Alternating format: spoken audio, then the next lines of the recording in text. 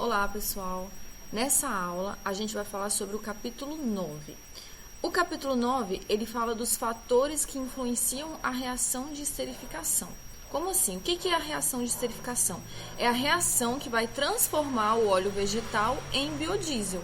É a reação que a gente usa na indústria para transformar o óleo de soja em biodiesel. Essa reação, existem vários fatores que influenciam o rendimento dessa reação. O que seria o rendimento? É o quanto que eu consigo pegar o óleo de soja e efetivamente transformar em biodiesel. Né? Infelizmente, né, quando o rendimento é abaixo de 100%, quer dizer que nem todo o óleo de soja foi transformado em biodiesel. Uma parte desse óleo de soja ficou ali, não foi transformada. Então eu acabo perdendo, né, deixando de produzir o meu produto. Então, existem vários fatores que influenciam esse rendimento, né? Tipo temperatura, catalisador utilizado, a gente vai ver todos esses fatores, porque o que a gente busca, o que a gente quer, é um rendimento próximo de 100%. Então, vamos lá. A viscosidade do óleo diesel, aquele óleo que que vem do petróleo, ela varia de 2 a 4, mais ou menos. Se a gente pegar um óleo de soja, que é um óleo vegetal, a viscosidade é 63,5 do óleo de soja. Então, a gente pode perceber que essa é uma propriedade que varia muito, é uma propriedade que a gente tem uma enorme diferença entre o diesel e o óleo de soja. Então, esse é o principal motivo do porquê que a gente não pode usar o óleo de soja diretamente como combustível, né, nos motores, seja de carro ou de algum equipamento. Então, a viscosidade do óleo de soja prejudica a combustão desse combustível e causa diversos problemas nos motores. Então, o que foi feito antigamente, né? Eles utilizaram, a primeira vez que se utilizou óleos vegetais foi de forma direta, né? Pegaram o óleo vegetal e botaram lá no equipamento e botaram para funcionar.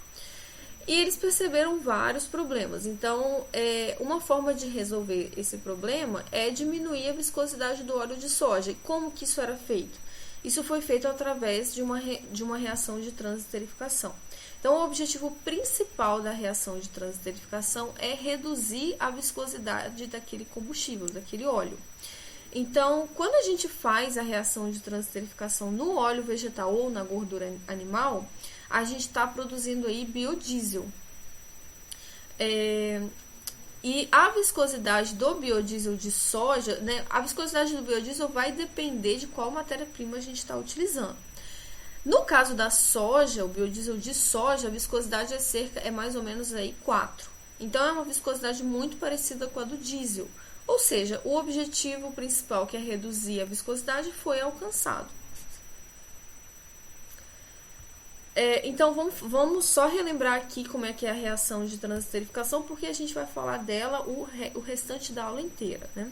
Então, na reação de transesterificação, a gente tem um óleo ou gordura, né? Que a função química disso aqui, deixa eu pegar aqui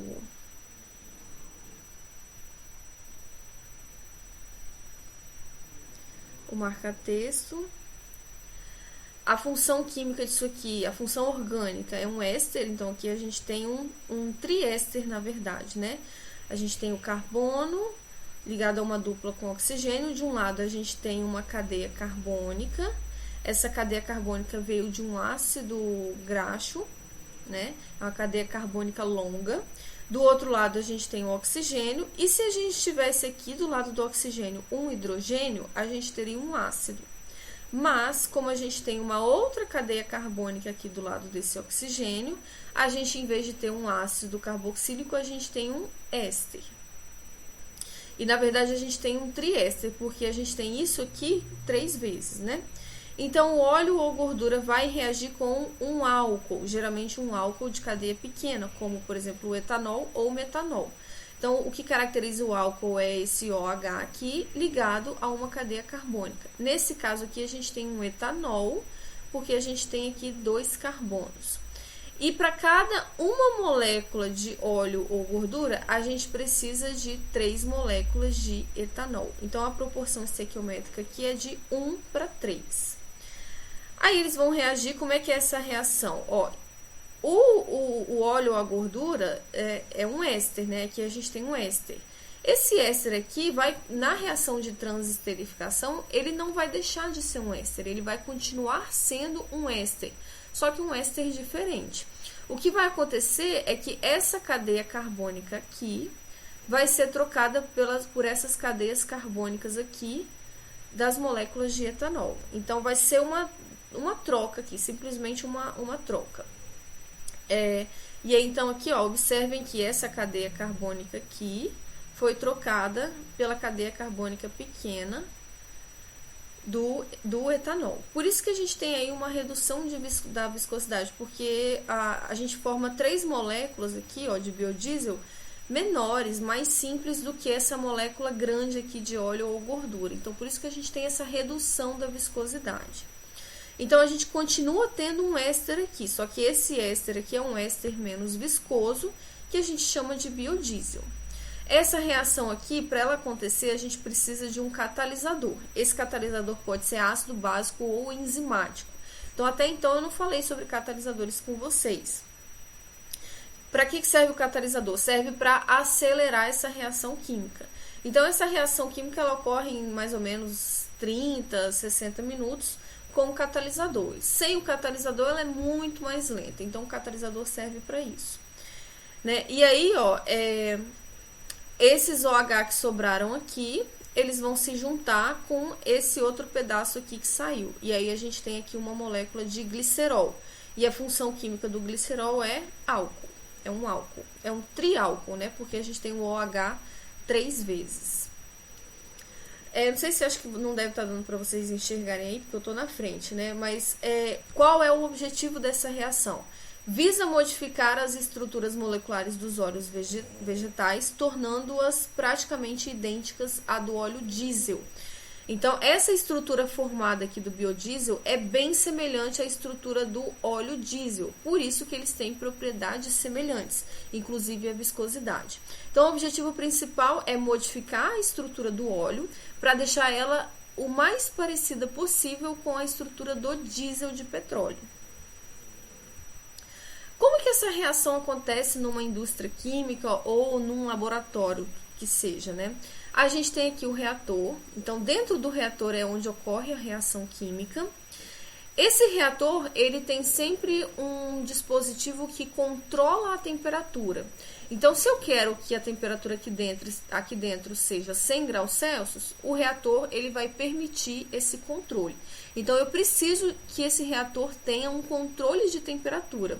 Porque essa reação, a gente vai ver mais para frente, que ela não pode acontecer em qualquer temperatura. Por exemplo, a temperatura ambiente. Ela tem uma temperatura ótima aí que ela precisa acontecer.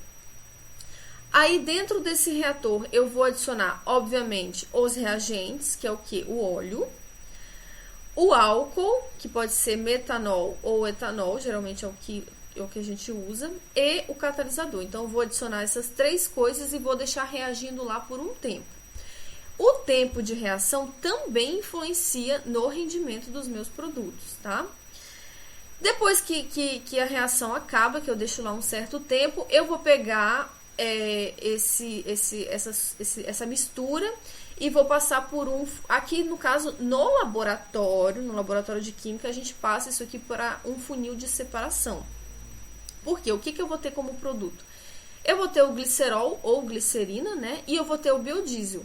Então, de acordo aqui, ó, com a minha reação química, a gente tem biodiesel e glicerol como produtos. E essas duas substâncias, elas são insolúveis uma na outra. Então, elas vão se separar. A glicerina, como ela é mais densa, ela vai ficar embaixo. E o biodiesel é menos denso, ele vai ficar em cima. A gente tem também outras impurezas, excesso de etanol. Isso aí a gente vai ver mais pra frente. Não vou entrar em detalhes com isso aqui agora. Então, após a reação, a gente tem uma fase de separação, que é onde vai ter a separação entre o biodiesel e o glicerol. Aí, ó, por que o biodiesel e o glicerol, eles não são solúveis um no outro? Porque a gente tem uma regra aqui, ó, que eu tenho certeza que vocês já ouviram falar nessa regra aqui, lá no primeiro ano, que é semelhante dissolve semelhante. O que quer dizer essa regra? Que substâncias polares, elas são solúveis em outras substâncias polares, mas substâncias polares não são solúveis em substâncias apolares. Então, polar dissolve polar e apolar dissolve apolar. Aí vem a pergunta aqui, ó, por que o glicerol e o biodiesel são immiscíveis? E o biodiesel e a água? Justamente por causa dessa regra que eu acabei de descrever para vocês. Se eles são immiscíveis, quer dizer que um é polar e o outro é apolar. Agora, qual que é polar e qual que é apolar? Vamos lá. Ó, o glicerol, ele é uma substância polar, né? Porque aqui, ó, a gente tem o oxigênio, que é muito mais eletronegativo do que o carbono e o hidrogênio, né? Então, aqui a gente tem oxigênio de novo, oxigênio de novo. Então, esse lado direito aqui é muito mais eletronegativo do que o lado esquerdo. Então, a gente tem uma polaridade negativa para direita. Então, o glicerol é uma substância polar. Agora, se o glicerol não se mistura com o biodiesel, quer dizer que o biodiesel é uma substância apolar? Será? Vamos ver. Ó, aqui é uma molécula de biodiesel, né? Essa molécula de biodiesel vai depender do ácido graxo aqui, ó, do ácido graxo que ele foi formado, né? Então, esse Rzinho aqui depende do ácido graxo que formou esse biodiesel. Então, o que eu vou fazer aqui, ó? Aí a minha pergunta é, o biodiesel é polar ou apolar? Bom, antes de responder essa pergunta, eu vou escrever esse Rzinho aqui, ó, por extenso, né? Eu peguei um ácido graxo qualquer ali, que eu não me lembro mais qual é, e tô escrevendo o Rzinho aqui do ácido graxo, né? Lembra que o ácido graxo tem a cadeia longa e tudo mais. Então, tá aqui, essa aqui é a molécula do biodiesel inteira, sem nenhuma simplificação. Bom, a gente sabe que o oxigênio, ó, esse oxigênio aqui e esse oxigênio aqui, eles são muito mais eletronegativos do que esses carbonos aqui, ó, do que os carbonos em volta deles. Então, eles puxam os elétrons na direção deles, né? Então, a gente tem, sim, uma certa polaridade aqui nessa região aqui, né? Porque esses oxigênios, eles puxam os elétrons para eles. Só que, no restante da molécula, né, nessa parte toda aqui da molécula, a gente tem uma região apolar. Por quê? Porque a gente só tem átomos de carbono e hidrogênio e eles estão simétricos, né, mais ou menos simétricos, então ninguém puxa elétrons mais forte do que ninguém aqui nessa região, exceto nessa pequena região aqui, onde a gente tem o oxigênio. Então, reparem o seguinte, essa parte grande da molécula aqui é apolar. Essa parte pequena da molécula aqui é polar. Então, o que a gente fala? A gente fala que essa molécula aqui, ela é predominantemente apolar. Ela tem sim uma região polar, que é essa daqui, mas essa região aqui, ela é muito pequena em relação a essa região grande apolar aqui. Então, essa molécula de biodiesel é predominantemente apolar. Por isso, ó, apolar. Por isso que o biodiesel não se mistura com o glicerol, porque o glicerol tem caráter polar e o biodiesel tem caráter apolar. Então, essa é a resposta. Agora, vamos ver o que influencia na reação de transesterificação. Quais são os fatores que influenciam na reação de transesterificação? Bom, eu botei aqui a reação de transesterificação, né, de forma um pouco mais simples. Então, a gente tem o óleo que reage com álcools. Então, a gente tem aqui dois reagentes que vão produzir biodiesel mais glicerol, que são dois produtos. Lembrando que biodiesel e glicerol, eles não se misturam. Essa reação química aqui é uma reação reversível. Eu tenho certeza que vocês já viram também isso no primeiro, acho que deve ter sido no segundo ano do ensino médio.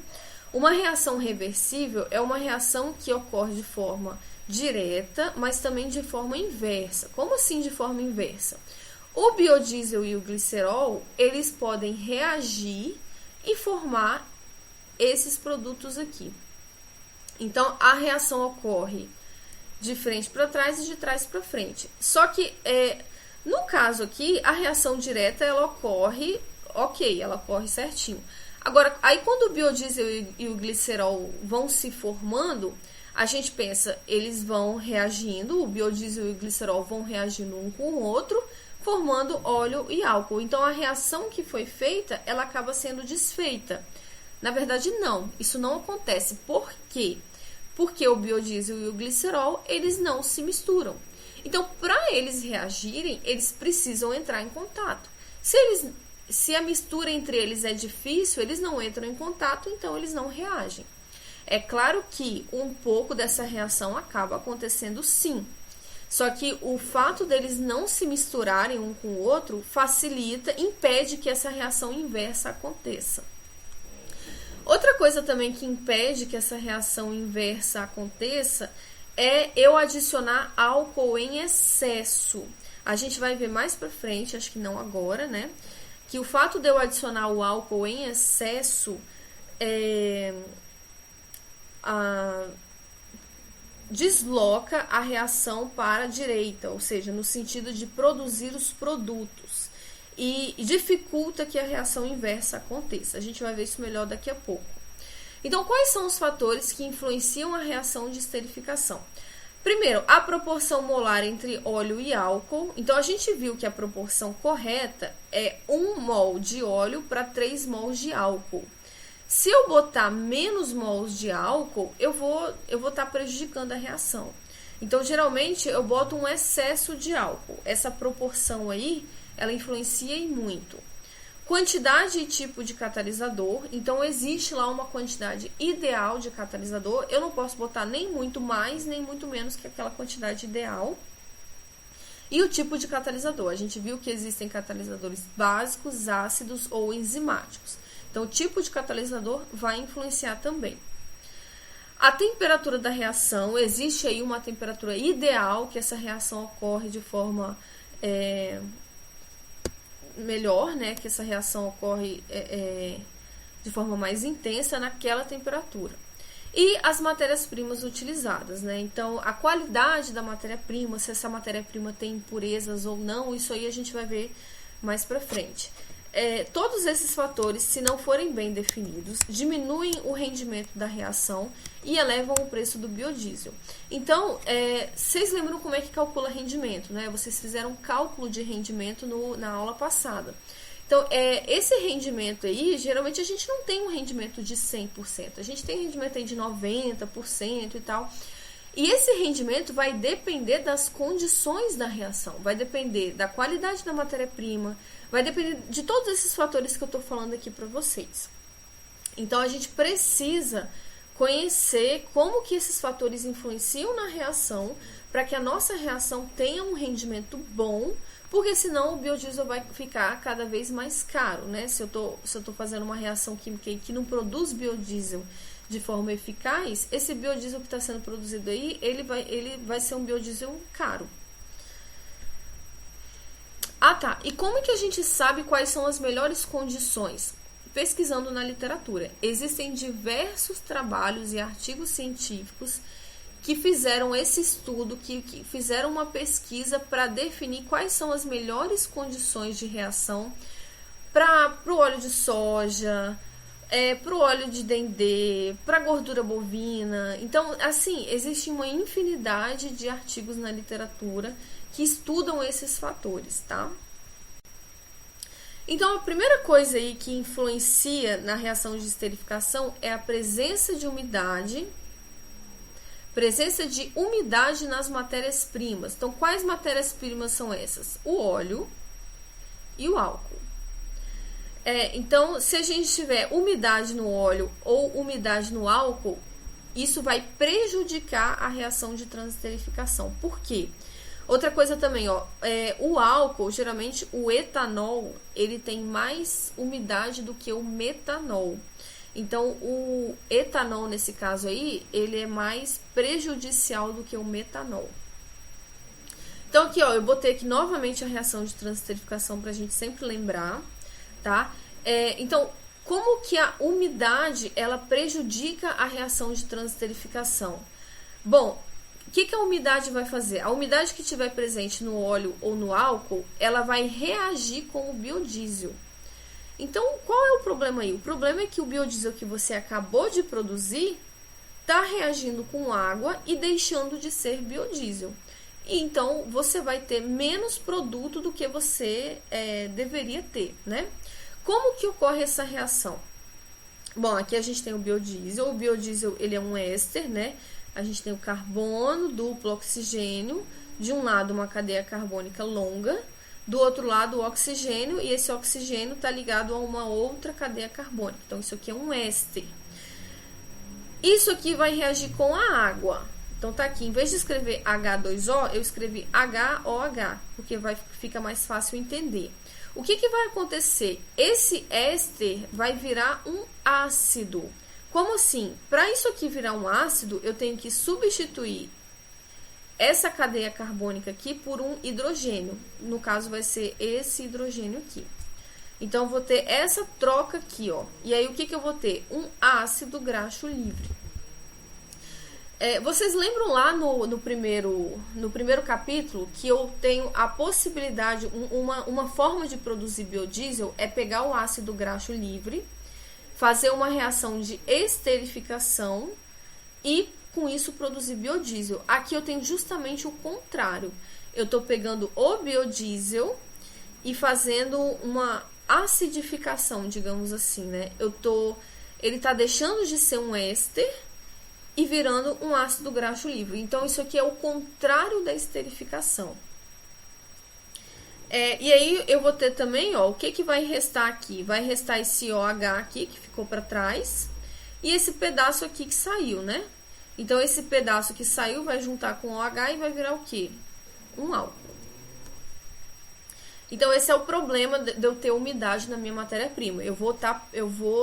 O biodiesel que eu acabei de produzir tá deixando de existir, tá deixando de ser biodiesel.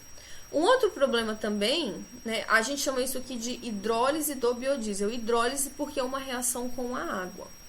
Um outro problema também é que a água reage com o óleo, com o triglicerídeo, né? Como que ela reage, né? Qual é o problema dessa reação? O problema é o mesmo.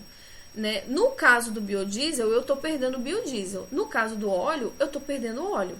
O óleo, quando ele reage com a água, ele está deixando de ser óleo.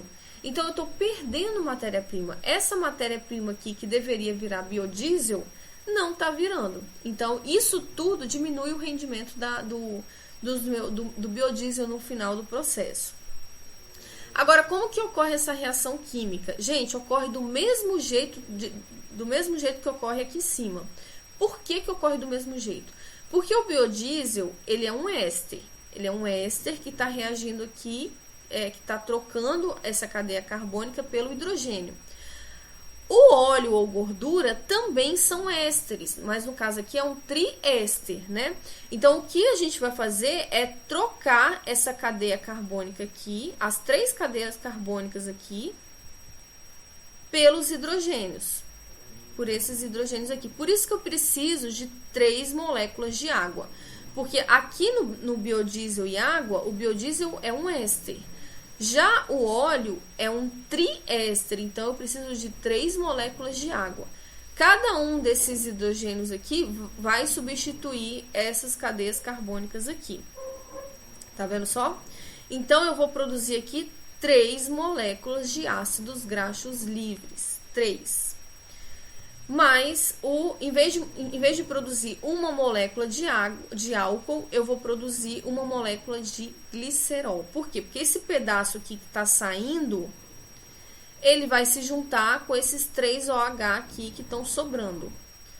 Juntando essas duas coisas, a gente tem um glicerol. Isso a gente chama de hidrólise do óleo ou gordura.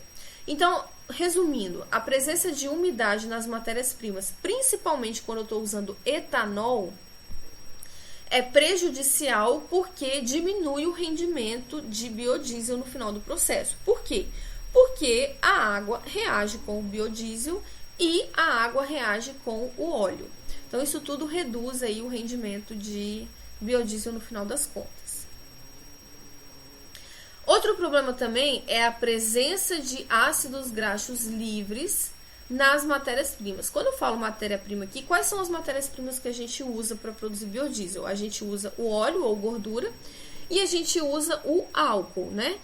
Quando a gente fala de presença de ácidos graxos livres, esses ácidos graxos livres estão geralmente nos óleos e gorduras, no álcool não, tá? Então vamos focar aqui nos óleos e gorduras. Lembram lá no primeiro slide do capítulo 1, a constituição dos óleos e gorduras? O que a gente tem nos óleos e gorduras? A gente tem principalmente triglicerídeos, né, que é o triéster que eu acabei de mostrar. O triglicerídeo é o que reage, é a matéria-prima que reage para produzir biodiesel, então é o que nos interessa. Os monoglicerídeos e diglicerídeos não nos interessa. Isso aqui é uma coisa que tá lá, mas isso aqui não vai reagir e não vai produzir biodiesel. A gente também tem outras coisas como tocoferol, proteínas, entre outras substâncias, e a gente também tem ácidos graxos livres.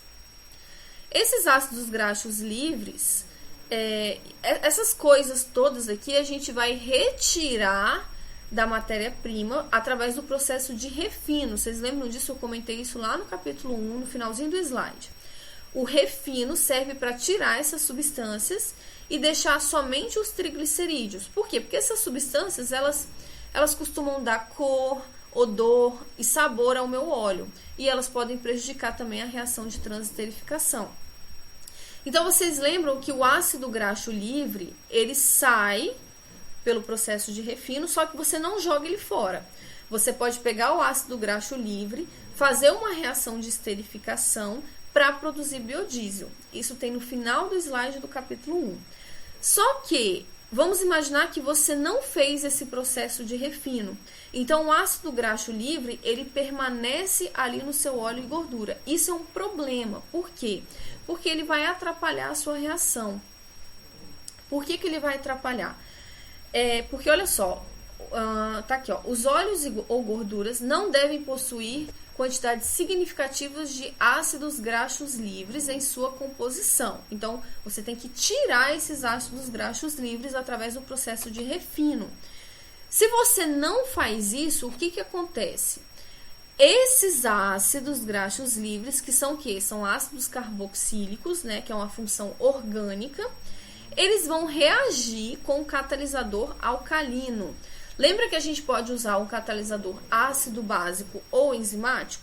Se você utiliza um catalisador básico, que é o mais utilizado, porque ele tem mais vantagens, que a gente vai ver mais pra frente, se você usa um catalisador básico, esse catalisador vai reagir com os ácidos graxos livres. Então, esses ácidos graxos livres, além de não servirem para nada, eles vão atrapalhar. Como que eles vão atrapalhar? Porque eles vão consumir o seu catalisador. O catalisador que era para servir para acelerar a reação, ele está sendo consumido pelo ácido graxo livre e está produzindo ali algo que não te interessa, que não é biodiesel, tá? Então tá aqui, ó, vamos tentar entender como que isso funciona. A gente tem aqui a reação de transesterificação novamente, tá? O óleo, que é um triglicerídeo, vai reagir com álcool, vai para produzir biodiesel e glicerol. Aí qual o problema aqui? O problema é que dentro desse óleo, a gente não tem só triglicerídeos, a gente tem ácidos graxos livres. Se a gente não tirar esses ácidos graxos livres, eles vão reagir com o catalisador básico. No caso, se eu estiver utilizando um catalisador básico. Como que é essa reação? Antes de eu mostrar para vocês como é que é a reação entre o ácido graxo livre e o catalisador básico, vamos lembrar como é que é uma reação ácido-base, que vocês viram lá em Química 1, provavelmente. Uma reação ácido-base para compostos inorgânicos. Por que eu estou dando ênfase aqui em compostos inorgânicos? Porque o ácido graxo livre, ele não é um ácido inorgânico, ele é um ácido orgânico, é um ácido carboxílico. Mas por isso que eu estou mostrando aqui primeiro como é que é essa reação para ácido base para compostos inorgânicos. É praticamente a mesma coisa, tá, gente? Mas tem uma pequena diferença.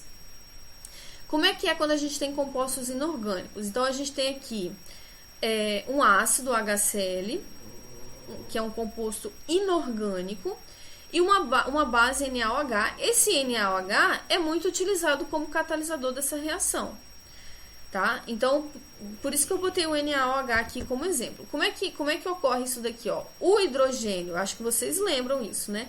O hidrogênio vai se juntar com o OH, formando água, H2O. E o Na vai se juntar com o cloro, formando NaCl. No caso aqui, ó, como é que... aí tá, isso aqui é o quê? Isso aqui é um sal inorgânico, é um sal. Não sei se vocês se lembram de ácidos, bases, sais, óxidos, lá em química inorgânica. Isso aqui é um sal inorgânico. Agora, como é que é essa reação química quando a gente tem, em vez de um ácido inorgânico como o HCl, a gente tem um ácido orgânico, como os ácidos graxos livres? Como é que é essa reação? Então, tá aqui, ó. Catalisador básico, NaOH. Em vez do HCl, eu botei aqui um ácido graxo livre. Aí, qual ácido graxo livre é esse? Não sei.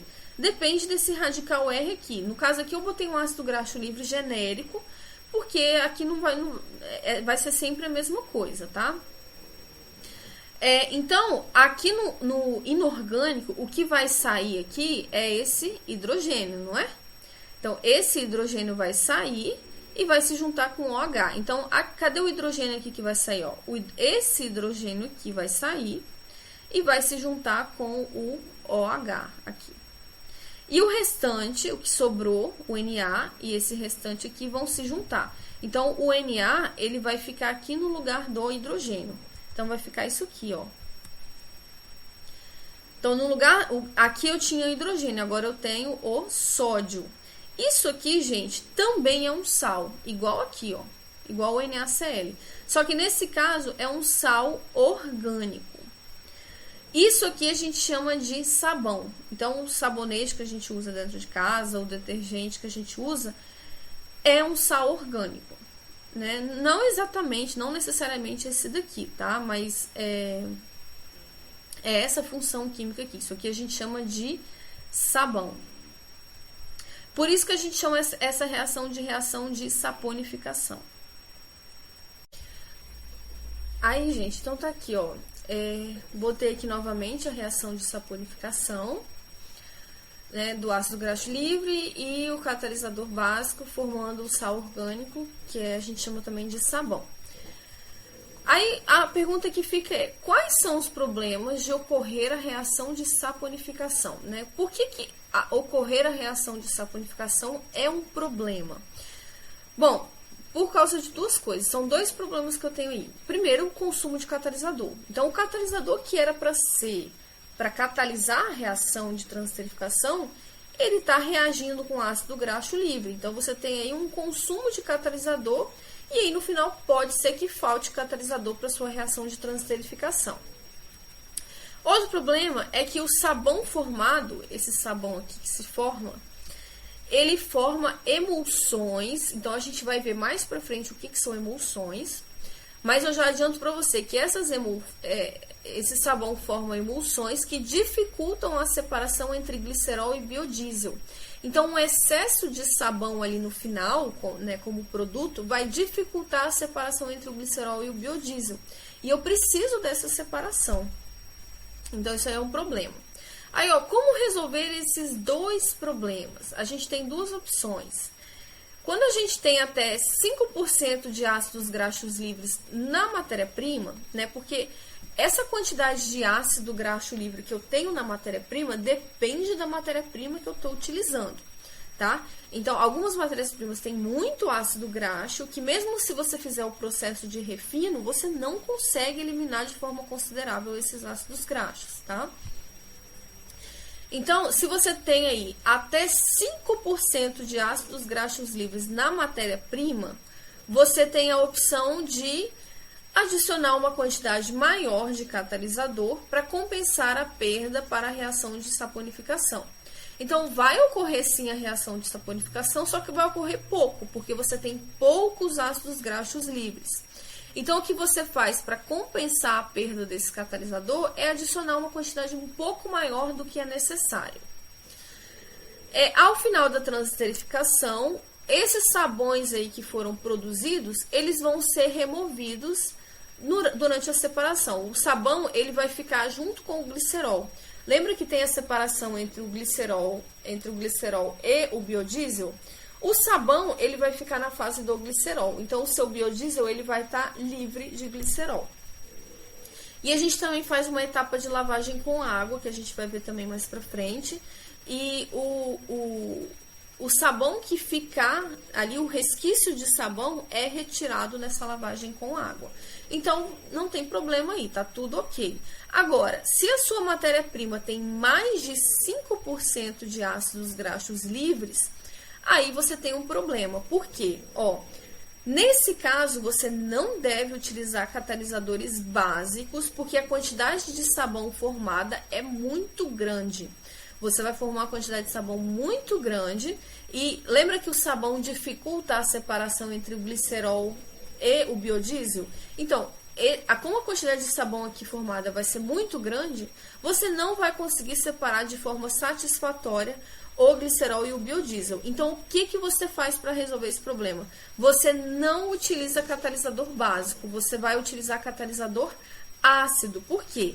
Porque um catalisador ácido não vai reagir com ácido graxo livre. Você não vai ter uma reação aí ácido-ácido. Então, a solução aí é utilizar catalisadores ácidos. O que é um problema, assim, né? Mais ou menos. Porque o catalisador ácido não é tão eficiente quanto o catalisador básico. Aí, a gente está falando ali que as emulsões prejudicam a separação entre glicerol e o biodiesel, mas a gente tem que entender primeiro o que são emulsões. Então, botei aqui como exemplo essa figura. Imagina que a gente tem óleo e a gente vai misturar esse óleo com água, óleo e água. No nosso caso ali, no caso que a gente está estudando aqui, vamos pensar que esse óleo é o biodiesel e a água é o glicerol, né? Porque o óleo tem características próximas ao do biodiesel, né? Ambos são apolares. E a água tem características próximas ao glicerol, ambos são polares. Então, se a gente junta e mistura os dois, a gente tem aí... a gente vai ter aí uma mistura entre os dois, mas logo eles vão se separar em fases. A gente deixa ele em repouso por um tempo e aí a gente vai ter duas fases. Se a gente fizer isso dentro de casa, entre óleo e água, a gente vai ver isso, né? A gente chacoalha, né? A gente vai ter uma mistura ali entre os dois, mas logo depois eles vão se misturar. Cada um vai ficar por cima e outro por baixo. Agora, repare o seguinte aqui, ó. Aqui eu tô botando uma água combinada com emulsificantes. Emulsificantes são substâncias que favorecem a formação de emulsões. Então, aqui, nesse caso, eu não vou ter, depois que eu chacoalhar, eu não vou ter mais uma separação da água com óleo. Um vai estar emulsionado no outro. Como assim? Eu posso ter duas coisas diferentes. Eu posso ter uma emulsão água em óleo. Nesse caso aqui, eu vou ter o óleo, essa parte laranjinha aqui é o óleo, e eu vou ter gotículas de água dispersas dentro do óleo. Então, não tenho aí mais uma separação de fases, eu vou ter a água dispersa em todo o óleo. Ou eu posso ter uma emulsão óleo em água. Então, a fase azul aqui é água. E aí eu vou ter gotículas de óleo dispersas dentro dessa água, tá? Para eu conseguir isso, eu preciso de substâncias emulsificantes aqui dentro. Essas substâncias emulsificantes impedem que essas gotículas se juntem e coalesçam, a gente chama isso de coalescimento, que elas se juntem e formem uma fase. Então, elas ficam todas dispersas. Então, quando que ocorrem as emulsões? Ocorre quando temos dois líquidos immiscíveis. Então, a primeira coisa que eu preciso é ter dois líquidos immiscíveis, né? Só que um está disperso no outro na forma de gotículas. Então, um no outro aqui na forma de... Um é a fase contínua, né? No caso aqui é a água. E o outro são as gotículas dispersas da outra substância, né? Que é a fase dispersa. A emulsão, ela pode ser uma emulsão instável. Ela vai ser uma emulsão instável quando eu não utilizo emulsificantes. O que vai acontecer? Se eu pegar água e óleo, chacoalhar, eu vou ter ali uma emulsão, né? Um vai estar disperso no outro. Só que se eu deixar um tempo ali em repouso, as gotículas que estão dispersas, elas vão se coalescer e aí você vai ter uma quebra da emulsão. Você vai formar ali duas fases. Então, é só deixar em repouso por um tempo, que depois de um tempo você vai ver uma fase óleo e outra fase água. E aí, isso a gente tem aí, então, uma quebra da emulsão, porque é uma emulsão instável. Exemplo, água e óleo. Agora, quando a gente tem uma emulsão estável, você não tem essa coalescência de gotículas. As gotículas, elas continuam dispersas, mesmo se você deixar em repouso. Por quê? Porque dentro aqui dessa substância, você tem agentes emulsionantes ou emulsificantes. Esses agentes, eles dão ali uma estabilidade, é como se eles protegessem essas gotículas e eles impedem que essas gotículas se juntem, se coalesçam e formem uma nova fase. Então, esses agentes fazem isso. Exemplo de agentes emulsionantes ou emulsificantes são os sabões. Então, lembra que os sabões formados ali na reação de saponificação, eu não falei que eles prejudicam a separação de fases? Por quê?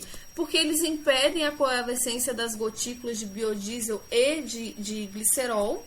Então, a gente não tem aí uma separação legal. Porque o sabão é um agente emulsificante. Ó, exemplo aí de substância de uma emulsão estável é o leite mais a gordura. O leite, né, o leite que a gente tira lá da vaca, o leite, ele tem ali dentro gordura. E a gordura, ela tá ali em forma de gotículas dispersas. E por que essa gordura, a gente não tem a coalescência dessas gotículas? Porque ali dentro do leite a gente tem substâncias emulsificantes que são próprias do leite mesmo, são naturais do leite mesmo. Aí, gente, aqui eu vou fazer um experimento com vocês. Eu vou botar um vídeo desse experimento e aí eu vou pedir para que vocês expliquem o porquê do que aconteceu nesse experimento, tá? Só vou dizer aqui o que eu fiz, ó. Adicione as seguintes substâncias em 4 copos diferentes. Agite e deixe em repouso por 20 minutos. O que você percebe? Então, eu vou ter 4 copos. No primeiro copo, eu vou adicionar água e óleo, vou agitar e vou deixar em repouso. Então, eu imagino que vocês já saibam o que vai acontecer aí. O segundo copo, eu vou adicionar água e óleo, só que eu vou adicionar também detergente. O terceiro copo, eu vou adicionar água, óleo e cloreto de sódio, que é o sal comum de cozinha. E o quarto copo, eu vou adicionar tudo, né? Água, óleo, cloreto de sódio e detergente. E aí, a gente vai ver o que vai acontecer. E depois eu quero que vocês me expliquem, vai ter um exercício aí valendo nota, pedindo a explicação do que acontece, né? Do porquê que a gente, daqueles resultados que a gente vai observar. Agora vamos falar sobre a terceira coisa que influencia a reação de transesterificação. A gente já falou sobre duas coisas.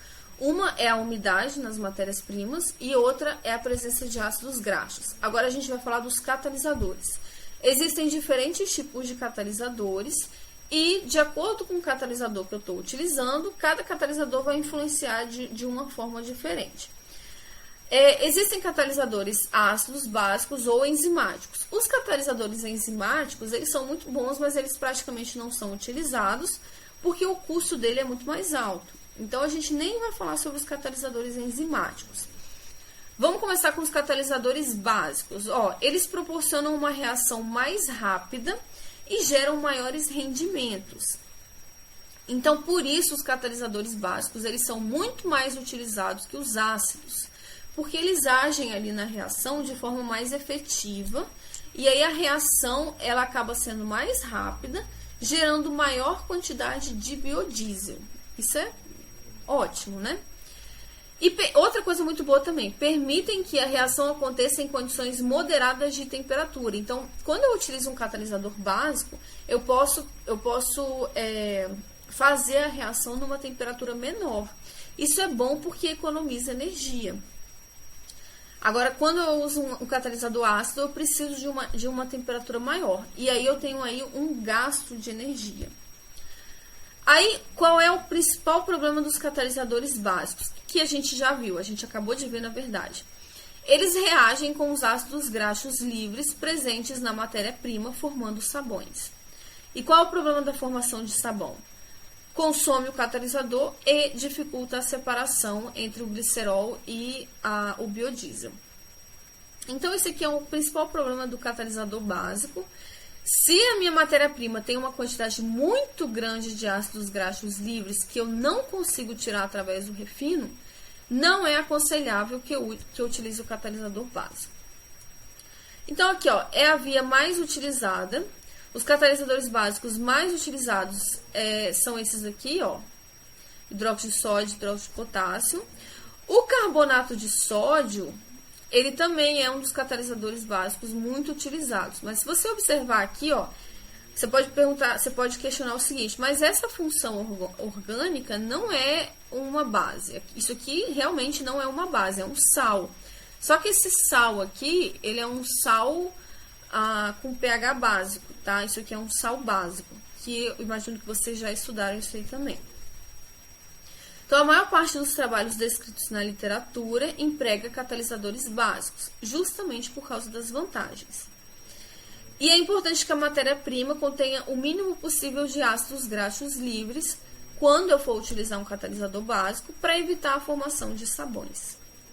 Agora, os catalisadores básicos, a reação é mais lenta, você tem um rendimento menor e você precisa realizar em temperaturas mais elevadas, como 170 graus, por exemplo. Então, essas são as 3 principais razões pelos quais os catalisadores ácidos não são utilizados. Aliás, são, mas nem tanto, né? E a vantagem, né, é que eles não formam sabões, o que facilita a separação dos produtos. Então, essa aqui é uma vantagem, principalmente quando a matéria-prima tem muito ácido graxo livre. Ó, os mais empregados são o ácido sulfúrico e o ácido clorídrico. Agora vamos falar sobre o quarto fator que influencia na reação de transesterificação, que é o álcool que eu estou utilizando. Então, como eu falei, geralmente a gente utiliza um álcool de cadeia curta, como o metanol e o etanol, que são os mais utilizados. Então, geralmente o propanol, o butanol, esses aí já quase não são utilizados. Ó, o metanol, tanto o metanol quanto o etanol, os dois são biodegradáveis. O que quer dizer isso? Se você bota eles ali, por exemplo, teve um derramamento ali na natureza, em pouco tempo ele vai se degradar e virar outras substâncias que são inofensivas ao meio ambiente. Então, ambos são biodegradáveis, isso aí é uma vantagem. O metanol, ele tem menor preço que o etanol, tá? Mesmo que no Brasil, nós somos grandes produtores de etanol, mesmo assim, o metanol tem menor preço. Menor teor de água, né? E o etanol tem maior teor de água. Então, quando a gente vai produzir etanol, né, a gente passa ali por uns processos para retirar a água, né? A gente tem o etanol hidratado, o etanol anidro. Mesmo o etanol anidro tem ali também uma quantidade de água ali. Então, essa é uma desvantagem do etanol. E a gente sabe, né, a gente acabou de ver ali que a presença de umidade nas matérias-primas prejudica a reação de transesterificação. Por quê? Porque a água reage com o óleo e reage com o biodiesel. O etanol também facilita a formação de emulsões. Por quê? O que causa aí as emulsões? São os sabões, não é? Porque os sabões são agentes emulsificantes. E o que o etanol tem a ver com a formação de sabões? Bom, no etanol a gente tem água. Essa água vai reagir com o biodiesel, formando ácidos graxos livres, lembram? E esses ácidos graxos livres reagem com os catalisadores, formando os sabões. Então, no final das contas aí, o etanol, quando você tem etanol, você tem aí uma etapa de separação entre as fases mais difícil. No caso do metanol, a reação é mais rápida e do etanol a reação é mais lenta. Por quê? Porque o metanol ele tem uma cadeia menor do que o etanol. Então, o processo de reação ali é mais rápido. Para a gente entender isso direitinho melhor, a gente teria que entrar em detalhes aí sobre o mecanismo de reação. E isso a gente não vai fazer, tá? Não tem por que entrar, aprofundar nisso daí, né? No mecanismo de reação. Metanol produz maiores rendimentos de produtos, né, do que o etanol, também por causa aí do mecanismo de reação.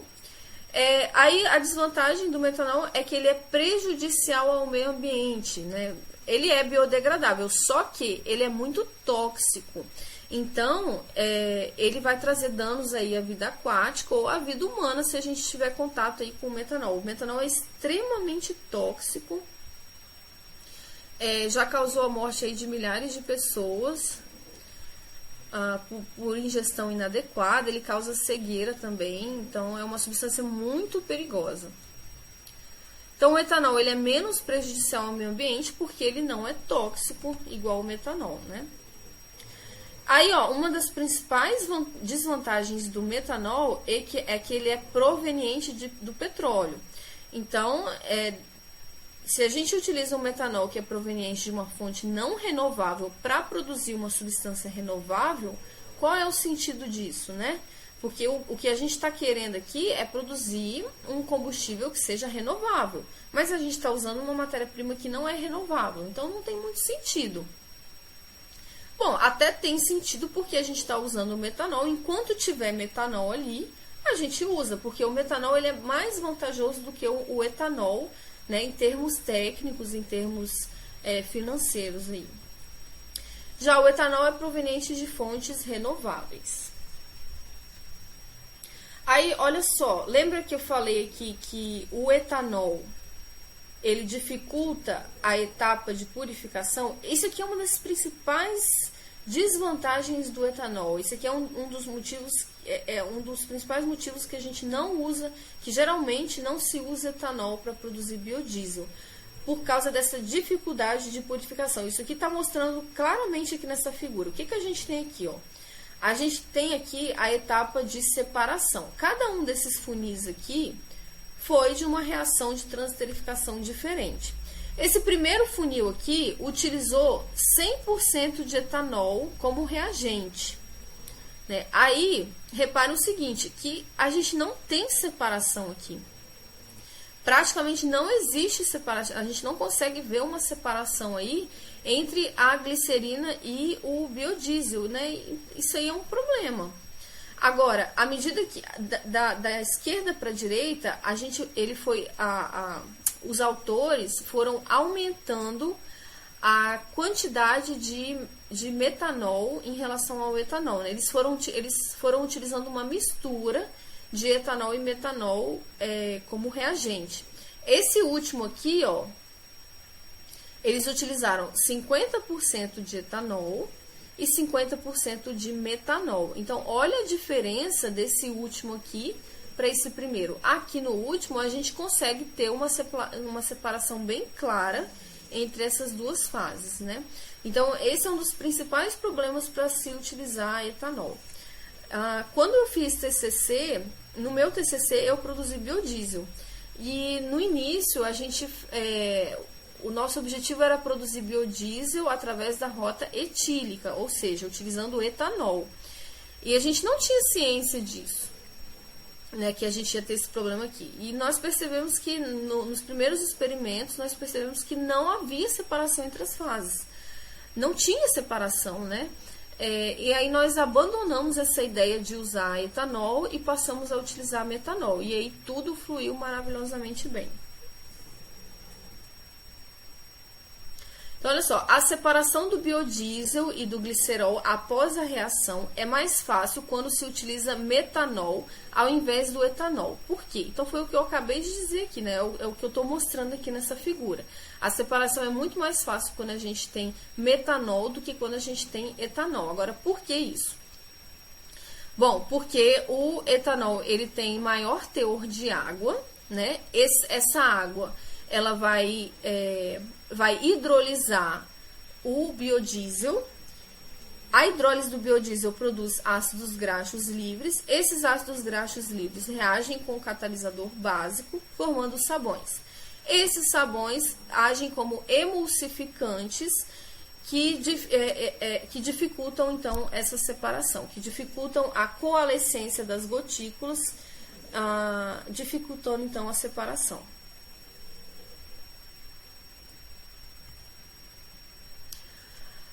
Um quinto fator que influencia na reação de transesterificação é a razão molar entre óleo e álcool. Como assim? Aqui a gente tem aqui novamente a reação de transesterificação. A gente viu que qual é a proporção estequiométrica, fala o seguinte: para cada 1 mol de óleo, eu preciso de 3 mols de álcool, independente do álcool que eu estou utilizando. Então, aqui, ó, 1, 2, 3 mols. Né? Ou para cada 1 molécula de óleo, eu preciso de 3 moléculas de álcool. Então, essa aqui, ó, é a proporção estequiométrica. Só que quando eu vou fazer essa reação química aqui na prática, seja no laboratório ou numa indústria química, eu não uso essa proporção aqui, ó. Eu vou usar, geralmente, eu uso o dobro da relação estequiométrica. Então, para cada 1 mol de óleo, eu vou utilizar 6 mols de álcool. Eu vou utilizar o dobro de álcool que eu preciso. Por quê? Vocês lembram por quê? Por que o álcool deve estar em excesso? Bom, lembra que essa reação aqui é uma reação reversível, né? Só que a reação direta, ela é favorecida. Já a reação inversa, ela não é favorecida. Por quê?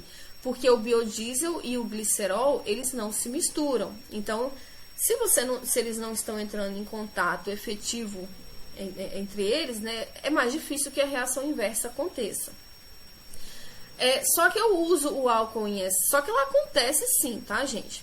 Mas aí eu adiciono álcool em excesso, por quê? Porque quando eu estou adicionando excesso de reagente, eu estou deslocando essa reação para direita. O que significa deslocar a reação para a direita? Eu estou favorecendo a reação direta e desfavorecendo a reação inversa. Isso aqui, a gente fala que isso aqui segue o princípio de Le Chatelier. Isso aqui, imagino que vocês já tenham estudado também. Quando a gente tem uma reação reversível, o aumento da concentração do reagente desloca a reação no sentido da produção de produtos. Agora, uma diminuição da concentração dos reagentes desloca no sentido inverso, ou seja, no sentido de produzir reagentes. Então, por exemplo, se eu diminuo a quantidade de álcool, eu desloco a reação nesse sentido aqui. Ou seja, eu vou favorecer a reação inversa.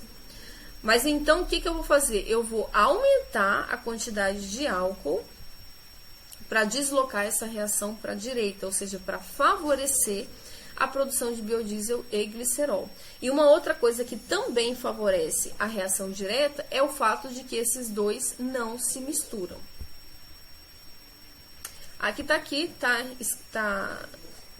Tá escrito aqui o que eu acabei de falar. Agora vamos para a última coisa que influencia na reação de transesterificação, que é a temperatura. Existem outros fatores, tá, gente? Mas eu botei aqui os principais. A temperatura... Como é que a gente... Deixa eu ver aqui. Ó, a temperatura influencia na taxa de conversão e no rendimento. Como assim taxa de conversão e rendimento? Influencia na velocidade da reação química. Então se eu estiver utilizando a temperatura certinha, a reação ela vai acontecer de forma mais rápida, então eu posso utilizar um tempo menor. E no rendimento? O rendimento é o quanto que eu produzo de biodiesel no final do processo. Então, eu vou ter aí uma produção maior de biodiesel se eu utilizar a temperatura adequada. E qual é a temperatura adequada? Bom, a gente tem diversos estudos na literatura que testaram em várias temperaturas e então a gente consegue achar aí, geralmente, quais são as melhores temperaturas para cada matéria-prima que a gente utiliza. Ó, seu valor ótimo, ou seja, a temperatura perfeita, geralmente varia entre 50 e 60 graus Celsius. Não pode ser superior à temperatura de ebulição do álcool devido à vaporização do mesmo. Então, eu tenho que ter cuidado, eu tenho que olhar lá qual é a temperatura de ebulição do álcool que eu estou utilizando, porque eu não posso botar ali uma temperatura maior, porque o álcool vai ser vaporizado e não vai ser utilizado ali. Na catálise básica, a temperatura não pode ser muito alta, pois a partir de 60 graus Celsius existe maior tendência à formação de sabões, pois a reação de saponificação é favorecida pelo aquecimento. Lembra que na catálise básica a gente tem um problema de formação de sabão, quando a gente utiliza, quando a matéria-prima tem muitos ácidos graxos? Então, essa reação de saponificação ela é favorecida por temperaturas altas. Então, eu tenho que tomar cuidado. Eu não posso utilizar uma temperatura muito alta porque eu vou favorecer muito essa reação de saponificação. Então, eu tenho que utilizar ali um meio termo. Essa figura aqui, gente, ela serve para ilustrar para vocês como que a gente consegue manter a reação numa temperatura fixa. Então, vamos supor que eu quero fazer a reação de transesterificação a 60 graus Celsius. O que eu vou precisar dentro de um laboratório? Eu vou precisar de um banho termostático, que é esse equipamento aqui. Eu não sei o quanto de contato vocês têm com o laboratório de química, se vocês conhecem bem os equipamentos e tudo mais. Então, eu vou tentar explicar aqui.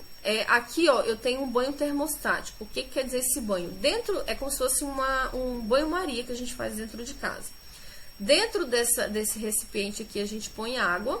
A gente liga uma chave aqui, escolhe uma temperatura, 60 graus Celsius, e aí esse banho aqui, ele vai manter essa água nessa temperatura de 60 graus Celsius. Aí eu vou pegar esse becker, dentro desse becker vai ocorrer a reação química. Eu vou pegar esse becker e eu vou deixar ele de molho aqui dentro desse banho, né? Como se fosse um banho-maria mesmo. E um agitador. Esse agitador vai dentro desse becker para manter aqui, primeiro para manter o contato, para que as moléculas tenham contato, né? Mantenham contato. E para uniformizar a temperatura ali do meio reacional. Então, é dessa forma que eu controlo a temperatura da reação química.